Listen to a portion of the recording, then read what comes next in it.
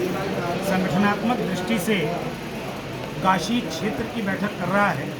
पिछले 5 क्षेत्रों में उत्तर प्रदेश के बैठकें हो चुकी हैं और ये आखिरी संगठनात्मक बैठक काशी क्षेत्र में प्रयागराज में आयोजित हो रही है। बैठक का उद्देश्य संपूर्ण व्यापारी वर्ग को उसकी वास्तविकता से परिचित कराना और उसको एक छत्र, एक संगठन के नीचे, एक छत के नीचे लाना है। मैं ये बात बड़े गर्व से कह सकता हूँ कि इस देश में जो सम्मान एक आईएएस का है, जो सम्मान एक आईपीएस और एक फौजी का है, उससे बढ़ कर के सम्मान व्यापारी समाज का होना चाहिए। ये संदेश हम पूरे व्यापारी समाज को देना चाहते हैं कि वो अपने महत्व को समझे। हम ये भी कहना चाहते हैं कि हर व्यापारी अगर सिर्फ अपनी दुकान पर बैठकर, अपने उद्योग पर बैठकर अपने नाम से पहले व्यापारी लिख दे सोशल मीडिया पर अपने परिचय में, तो ही उसकी संख्या लाखों और करोड़ों तक पहुंच जाएगी। और यही अभियान अखिल भारतीय उद्योग व्यापार मंडल चला रहा है। हमारा उद्देश्य ये है कि व्यापारी को वही सम्मान मिले जो एक आईएएस को मिलता है, जो एक शिक्षक को मिलता है। शिक्षक दिवस होता है, बाल दिवस होता है, मजदूर दिवस होता है।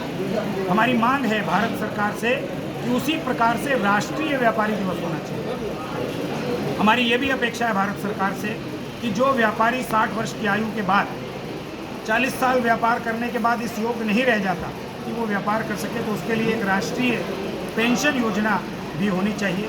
और तीसरा बड़ा एक विषय हम कहना चाहते हैं भारत सरकार से कि जिस तरह शिक्षक क्षेत्र से विधान परिषद चुने जाते हैं, शिक्षक क्षेत्र से राज्यसभा चुने जाते हैं, व्यापारी वर्ग जो पंजीकृत है उससे भी विधान परिषद और राज्यसभा में व्यापारियों को चुनकर भेजा जाना चाहिए।